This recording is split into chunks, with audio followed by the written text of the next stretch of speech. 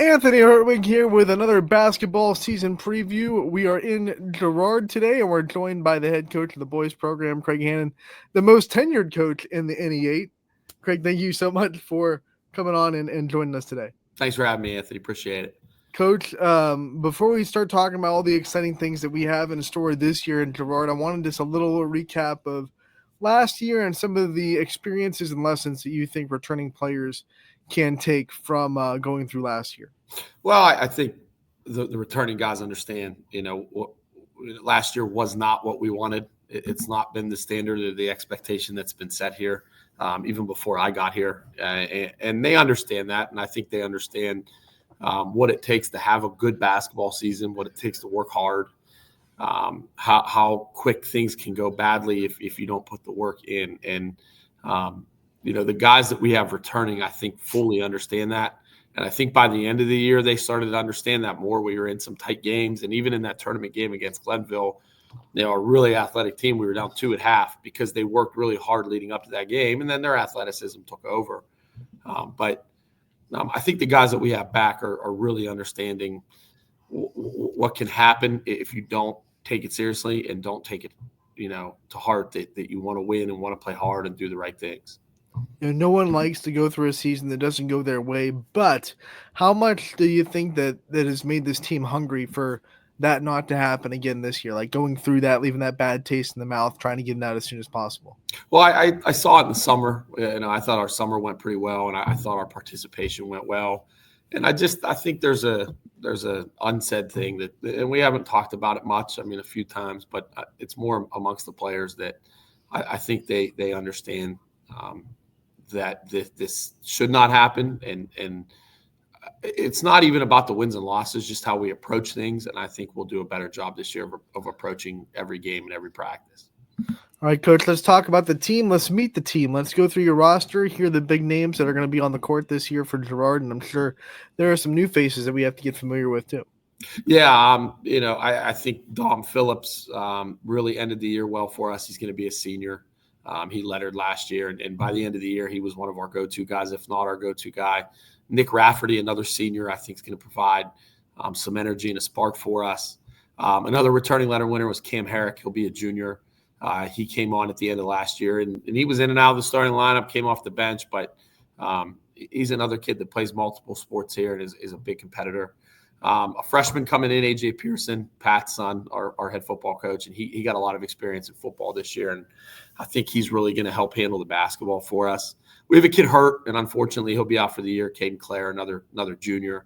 I wanted to mention his name because he's a really hardworking kid, and it's unfortunate he tore the ACL on his knee, and we'll be looking forward to get him back next year.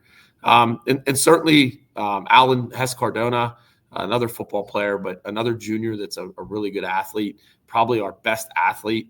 If he can stay on the floor and stay out of foul trouble, I think he's going to surprise a lot of people this year. And we have a couple guys that didn't play last year. Our quarterback, Dom Talone, decided to come out this year, and he's been a big surprise. He's been a good leader.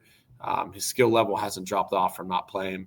Colt Williams, another senior, another ball handler for us. I think he's really going to help us. And then there's some role players we're still trying to determine, their role with us. Joey Algiers is a sophomore. His brother Bobby played for me a few years. There's a lot of similarities there, and I think if Joey can gain the confidence, he'll be okay. Caleb Harris is a senior, a guy that's put in a lot of time in the program, and we're expecting some big things from him. We're still in the midst of trying to figure out where everyone goes and how it's going to look. I think once we do that, we'll get a better understanding. Like you said, you're still in the midst of trying to figure it all out, and you have a couple of weeks before you have to know, right? So the next couple of scrimmages and all the practices that you'll have in the next few weeks, what's on the coaching staff's checklist of things you want to see and things you want to find out to make that roster a little bit, well, not the roster, but make the lineup a little bit more of a clear vision? Yeah, more than anything, effort. We're always looking for top tier effort. I think any coach will tell you that. If you can throw out X's and O's and you can throw out what you know and what you put in and kids know and plays, if they're providing good effort. So we're looking for that first. And then, they have to have an understanding of what we're trying to do. Of what whether it's a play we put in, a defensive assignment, but more than anything, effort. And to be honest with you, it's been good so far. Depth isn't a bad thing if we can play a lot of guys, but we can only put 5 on the floor. So the 5 on the floor are going to be the guys that are giving us most effort. Unless Coach Hannon found a secret way to get 6 on the floor, which Yeah, I wouldn't put it. I wouldn't put it past you, Coach. yeah. You, you had some good schemes out there. Let's talk about your schedule. We know how good the NE8 is. You don't have to be told that. What do you see out of it this year? What are some things that you think the conference is going to bring out in you guys this year? Yeah, I mean, there's no real bad team in our league, and that's usually the case every year. I always look at who returns the most. I think I said that on my preview last year. Whoever returns the most is usually going to be in the hunt. South Range returns quite a bit. They return Luke Rowan. They're going to get some of their football guys back, Tristan Toy, Nate Lewis, all those guys. But Poland returns a really good player, and Carmine Tucolo. And I think they're also waiting for some football guys. One of those 2 teams is getting them back, and one of those 2 teams isn't after this week. But I think the rest of the league's still going to be solid. I think Niles returns quite a bit. I think Struthers will have some size and some ability. Lakeview with a new coach again, but I still think they have a pretty good junior class that's going to help them compete. So, and Hubbard has Coach Fitch usually in his second year with his style and his system is better, and I think they will be. And Tyler Songer's as good as anyone, and I know they had some JV guys. So our league's going to be hard, and we know that. And that's why our non-league games have to get us ready. Coach, and then you talk about those non-league games, a little bit less at stake in those games. They're all about trying to get yourselves ready for the tournament and get yourselves as sharp as possible. Who are some teams that pop up outside of the NE8 that you're excited to kind of test yourselves against? Well, right away we open with Camel, and I know Camel's going to have some really good athletic pieces, and Nick Canarino is a friend of mine, and I know he's excited for his team. Our first 3 are non-league, or Camel, LeBray, Liberty. I think they all present different challenges to us, and I don't foresee an easy game out of any of our non-leagues. Then we play Lowville later in the year. We get West Branch, we get Springfield, Howland. I mean, those are all teams that we know are going to give us their best effort. So I do think that we have to be ready and prepared for that. Girard is a special place, and I know it is to you because you keep coming back to coach it. Talk about what it means to you to be one more year under Girard and represent the school as a head coach, and to be able to coach the kids that are in the school system, what it means to you. Yeah, I mean, I've said it every preview how much this place means to me.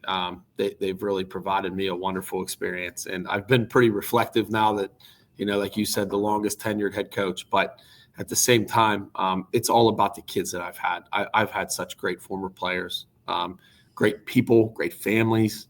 I can't thank those kids and the people that have come through this program enough for working hard, sacrificing. You think about our season.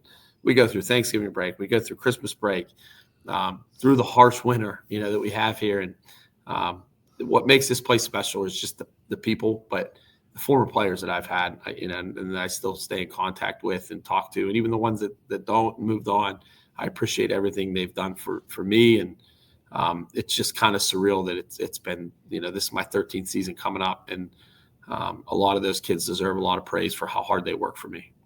I also want to give you the chance to kind of give a shout out to the family at home because it's a long basketball season. It's the longest sports season that we have in Ohio. And I know that there are some sacrifices that are made at home for you to be able to do it. So talk about your family at home and what they mean to you and what they sacrifice for you to be able to do what you love to do. It's funny you say that because I just taught, my wife and I were just taught. My wife's actually a teacher here at Girard, but we were just talking about, I even said to her, I said, have you ever thought to yourself, like, this idiot keeps coming back and coaching and leaving me home with 3 kids? But she started dating me when I was still playing at West Min. So I think she's used to it. And I think she loves it even more than I do. I think she likes bringing the kids to the games. I have 3 kids. My daughter Kennedy's 8. My boys are 5. And now what's nice is they like to come to the gym with me. They ask when they can come to practice. They get to know the players. But my wife has been behind me 100%. Never once has she ever wavered in her support of me as a coach. And there's a lot on her plate all of the time, and she never flinches. And then, my 3 kids now, my daughter Kennedy's really getting involved and really starting to like it. And my boys too, my twin boys are They always ask when they can come, and it's a nice little. We're in a nice pocket here with our family because I can bring them, and they're out of diapers, don't need bottles, and it's a lot of fun seeing them and having them with me. Yeah, it's awesome, Coach. And then one of the last things we want to give you the chance to talk about is your coaching staff. We always let you shine a light on your coaching staff. We know head coaches get the interviews in the limelight, but you don't do it by yourself. You have a great team from bottom up that's making Girard what it is as far as a program. So talk about the staff you have and what they bring to Girard. Well, first and foremost, my assistant, Mike Delben, who's been with me, I believe 9 years now, 9 seasons, but he's been in coaching for 45 years. He is just somebody that I lean on for anything and everything. He is as smart a basketball mind as there is. He's respected in the area. He could be a head coach. Yeah, he chooses to be with us, but in reality, if he wanted to be a head basketball coach, he could. And I appreciate everything Mike does. My JV coach is Joe Vivolo, probably one of the best advocates for kids there is. And what I like about Joe is he's always willing to give a kid a shot. Even when we're mad at him or upset with something they did at practice, Joe's always trying to find the good in them. And every single day he comes with that attitude. Ninth grade Joe Augustine, he was with us last year because we didn't have a ninth grade team, but this year he has his own. A lot of experience. He's done junior high football here. I'm looking forward to see what Joe does with his ninth grade team. Eighth grade's Austin O'Hara, who played for me for 3 years, and I've known Austin since he was in 5th and 6th grade. Probably one of the best kids there is, a kid that his playing career would have been one of the best that's ever come through here, was cut short by injury, but he is one of the greatest people. And what's great about having Austin in the gym is I get to have his dad, Brian, who has a wealth of knowledge, and his brother, Noah, in the gym, who I love. So it's a great family and great people. And I'm glad to have them. And then the last one's my 7th grade coach, Phil Kilborn. He's been with me since day one. He was one that when I got hired, I kept on, and he's been doing 7th grade for me ever since. But if I need anything from Phil, he's willing to do it, whether it's pick up basketballs, pick up equipment, help me out in the gym on a Saturday morning if I need it. Phil is just a wonderful asset to Girard, a wonderful asset to me, and I've been thankful to have him by my side since. We know the community doesn't need too much help in getting hyped up for the season, Coach. When's your first home game? When's the chance for them to come out and see you guys play? Yeah, we play that Tuesday, December 3rd against Camel. I think they'll be excited for it again. Nick Canarino, their coach, is a Girard graduate, so I know there's a little bit of a double-edged sword there where people want Girard but are also root for Nick, and we root for Nick every game but the time he plays us. I think we'll be a team that competes, and that's all I asked for. I thought at times last year we didn't do that. Some of that was our youth and inexperience, and now that we have some experience, I think they understand it. So I think we'll make the community proud just by how hard we compete, our effort, our enthusiasm, but more than anything else, this community has always been supported, and I look forward to that again. Coach, we want to thank you so much for taking the time to join us today. We appreciate it. Wish you the best of luck this year, and we'll be out there and talking again real soon. Thanks, Anthony. Appreciate you having me, and always appreciate what you guys do for the Valley.